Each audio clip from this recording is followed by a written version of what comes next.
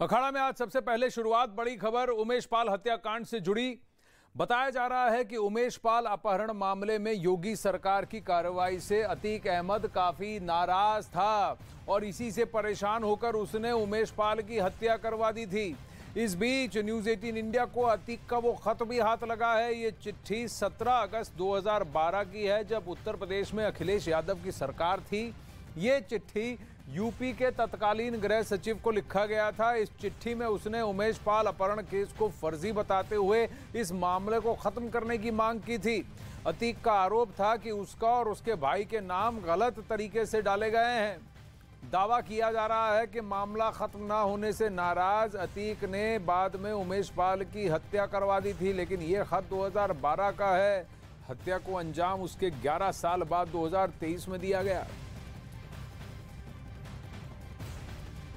Mafia don Atiq Ahmad ने 2012 में उत्तर प्रदेश के तत्कालीन गृह सचिव को यह पत्र लिखा था। इस पत्र में जिक्र था कि उमेश पाल अपहरण कांड फर्जी है। इसमें अतीक, उसके भाई अशरफ समेत सभी नामजद लोगों को फंसाया गया है। इस पत्र में इस बात का जिक्र था कि इस मुकदमे की वजह से उसके परिवार की छवि धूमिल हो रही है। ऐसे में इस मुकदमे को बंद करा दिया जाए। हालांकि मुकदमा तत्कालीन सरकार ने बंद नहीं कराया था। बीते दिनों जब अतीक और अशरफ को रिमांड पर लिया गया तो उन्होंने पुलिस के सामने इस बात को स्वीकारा था कि उन्होंने कई बार उमेश पाल को मिलने के लिए बुलाया, लेकिन वो नहीं आया। ऐसे में योगी सरकार एक तरफ ताबड़तोड़ कार्रवाई कर रही थी, दूसरी तरफ अतीक का जो सियासत और जो दबदबा था वो खत्म हो रहा था, जिसकी वजह से तैश में आकर अतीक अहमद ने उमेश पाल की हत्या करा दी।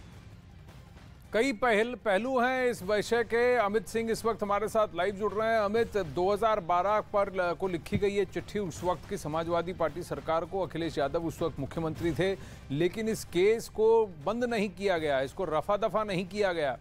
क्या अतीक अहमद ने बार बार योगी सरकार से भी कोशिश की थी और ये क्या फ्रस्ट्रेशन में आके उसने इस मर्डर को प्लान किया था? देखिए आनंद, वो चिट्ठी इस वक्त एक्सक्लूसिव चिट्ठी हमारे पास है, मेरे हाथ में है, और ये 17 अगस्त 2012 को ये चिट्ठी लिखी गई थी। इस दौरान अखिलेश यादव की सरकार थी और जब अखिलेश यादव की सरकार में तत्कालीन गृह सचिव को जब ये चिट्ठी लिखी गई थी तो उस दौरान भी उमेश पाल अपहरण मामले को बंद नहीं किया गया था, बल्कि जो इसकी स्पीड थी, जो जिस तरीके से जांच होनी चाहिए थी इस पूरे मामले में, उस तरीके से जांच नहीं हुई। अब सवाल ये उठता है कि क्या योगी गवर्नमेंट में भी इस तरीके से चिट्ठी लिखी गई? तो योगी सरकार जैसे ही सत्ता में आई 2017 में, उसके बाद से अतीक अहमद हो या फिर मुख्तार अंसारी हो, इन सब का गैंग बनाया गया। IAS 227 जो कि अतीक अहमद का गैंग था, IAS 191 जो कि मुख्तार अंसारी का गैंग था, इन सब गैंगों की लिस्ट बनाई गई और उसके बाद इन पर नकेल कसना शुरू कर दिया गया और उसके बाद से लगातार अतीक अहमद जेल के अंदर थे और आखिरकार उमेश पाल अपहरण मामले में ही अतीक अहमद को आजीवन कारावास हुई। तो 2017 के बाद सवाल ही नहीं उठता है इस तरीके का चिट्ठी। लेकिन 12 से 17 के बीच में भी कोई रिलीफ नहीं मिला और 17 के बाद तो सवाल ही नहीं उठता। अतीक अहमद से जुड़ी एक और बड़ी खबर आ रही है। अमित सिंह के बाद फिर लौटेंगे थोड़ी देर में, लेकिन इस वक्त ये बड़ी खबर आपके साथ शेयर करना चाहता हूं। सूत्रों के हवाले से खबर आई है कि अतीक अहमद के दफ्तर में मिले खून के धब्बे इंसान के थे। अब ये खबर है कि ये एनिमल ब्लड नहीं, इंसान का ही खून था और दावा किया जा रहा है कि FSL की रिपोर्ट में इंसान के खून की पुष्टि हुई है। ये बहुत बड़ा खुलासा है।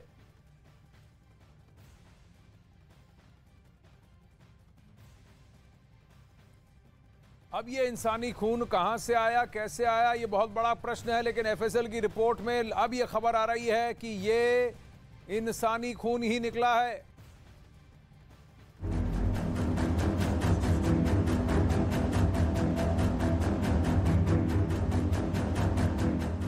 अतीक के दफ्तर में मिला इंसानी खून किसका? FSL की रिपोर्ट में हुआ बड़ा पर्दाफाश। अतीक के दफ्तर में किसी महिला का मर्डर हुआ।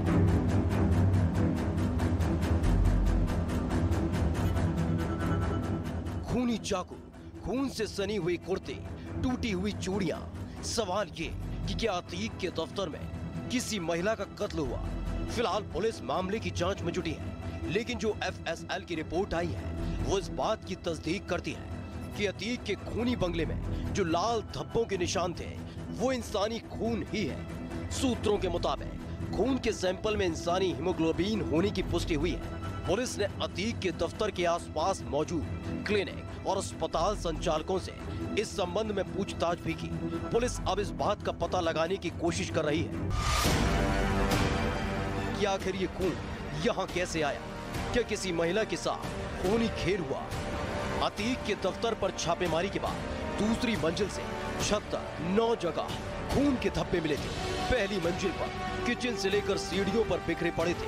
यही नहीं, कपड़ों और दीवारों पर भी खून के छींटे थे। फर्श पर एक चाकू भी मिला था, उसमें भी खून लगा हुआ था। अतीक के दफ्तर में जगह जगह पुलिस को खून के धब्बे मिलते हैं। एक महिला के कपड़े पर खून के निशान होने के बाद पुलिस का शक गहरा जाता है और पुलिस इस तरीके से जांच कर रही है कि कहीं किसी महिला के साथ खूनी संघर्ष तो नहीं हुआ है। अतीक के दफ्तर में विवाद किसके बीच हुआ, क्यों हुआ, अतीक के ही दफ्तर में क्यों हुआ, इसकी पुलिस तफ्तीश कर रही है। पुलिस आसपास के क्लिनिक, अस्पतालों में जाकर पता लगा रही है कि क्या पिछले कुछ दिनों में किसी घायल महिला का इलाज हुआ है या किसी महिला की डेड बॉडी कहां मिली है। आशंका तो ये भी है कि महिला की हत्या के बाद उसका शव कहीं ठिकाने लगा दिया गया हो। पुलिस इस एंगल से भी जांच कर रही है कि क्या किसी घायल महिला का इलाज हुआ या किसी महिला की डेड बॉडी मिली है। पुलिस को आशंका तो ये भी है कि महिला की हत्या के बाद उसका शव कहीं ठिकाने लगा दिया गया हो। पुलिस इस एंगल से भी जांच कर रही है।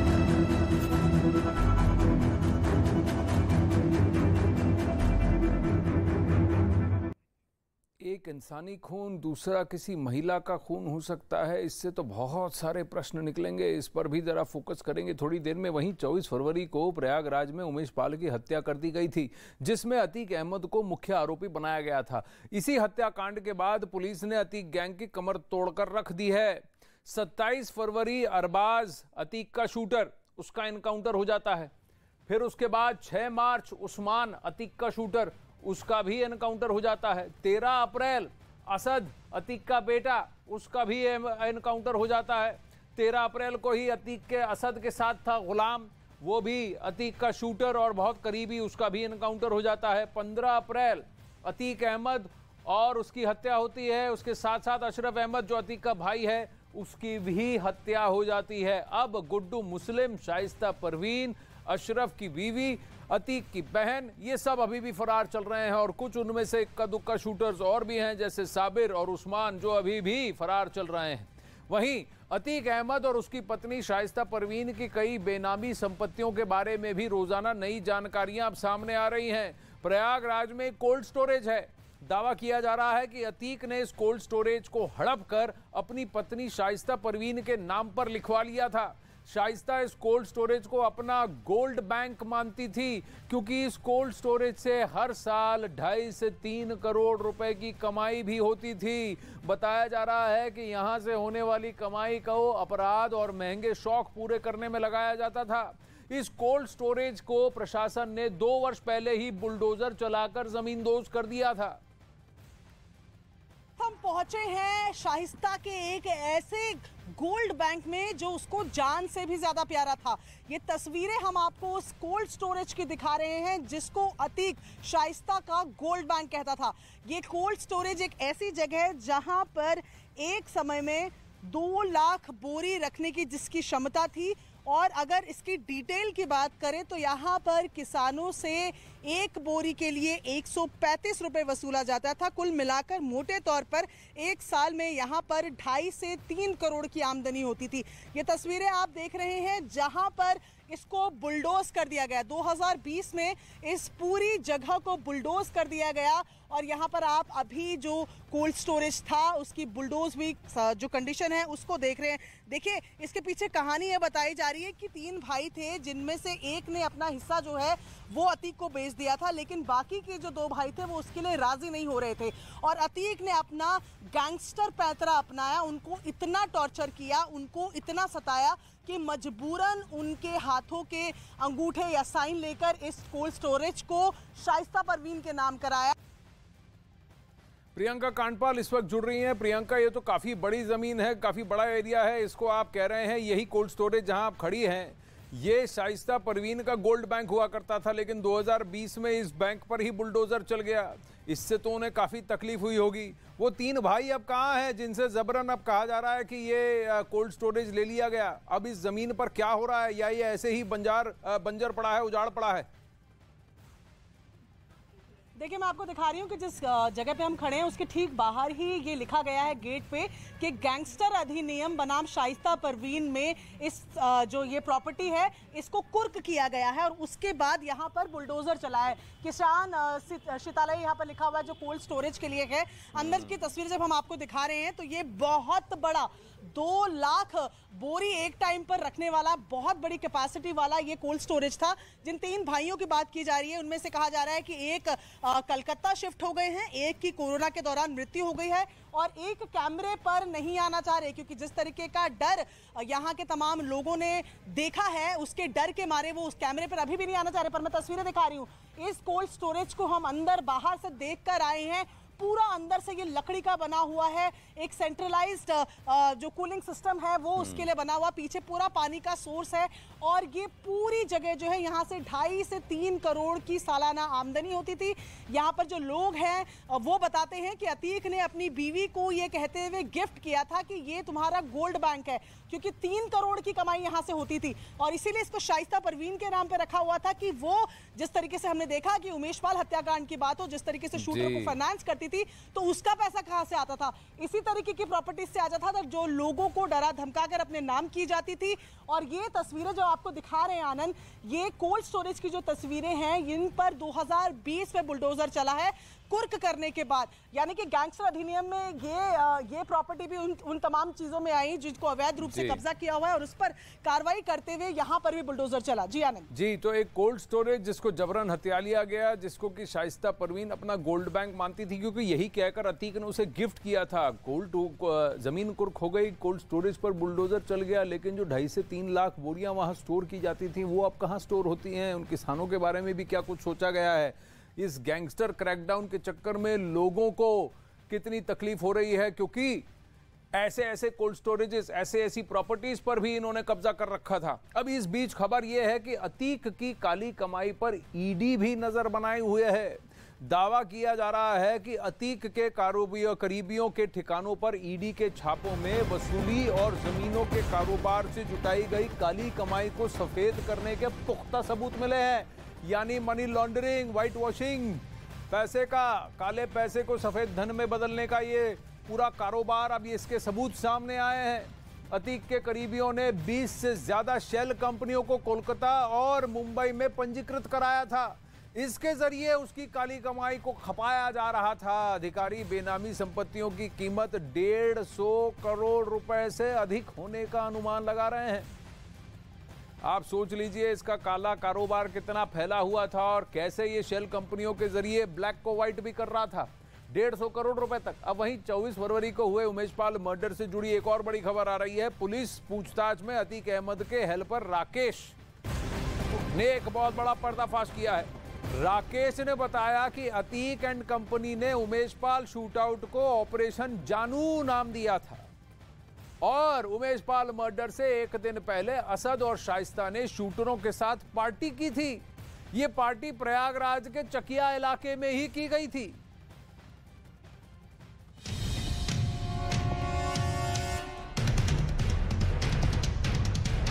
ग्यारह फरवरी को बरेली की जेल में शूटरों के साथ अतीक के भाई अशरफ की मीटिंग हुई। 9 लोगों के साथ अशरफ ने मर्डर के प्लान का खाका जेल के भीतर शूटरों को समझाया और इसके ठीक 13वें दिन उमेश पाल को गोलियों से छलनी कर दिया गया। पूरे शूटआउट को प्लान के मुताबिक अंजाम दिया गया।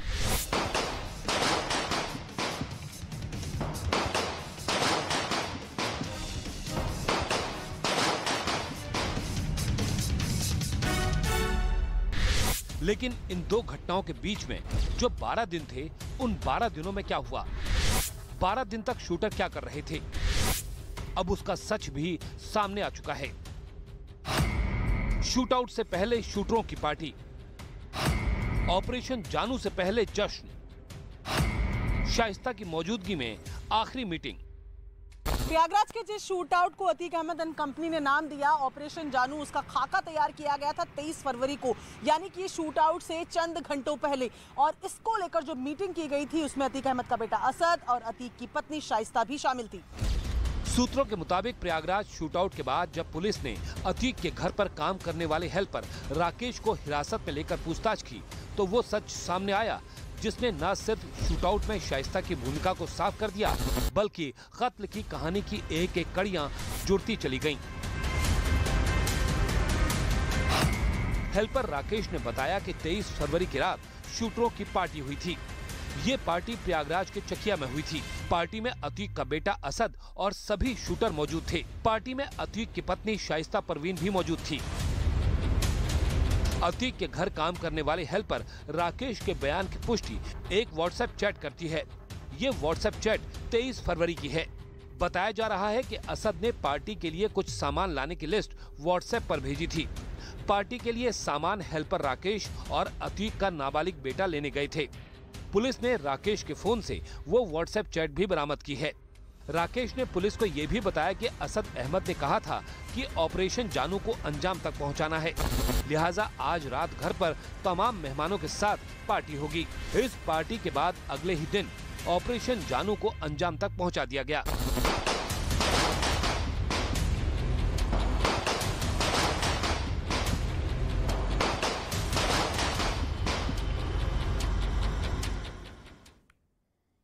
ऑपरेशन जानू, उधर उमेश पाल हत्याकांड की जांच पुलिस हर एक एंगल से कर रही है। अब एक बार फिर इस हत्याकांड से जुड़ा ये पर्दाफाश हुआ है। पुलिस पूछताछ में अतीक अहमद के हेल्पर राकेश ने बताया कि अतीक एंड कंपनी ने उमेश पाल शूटआउट को ऑपरेशन जानू नाम दिया था।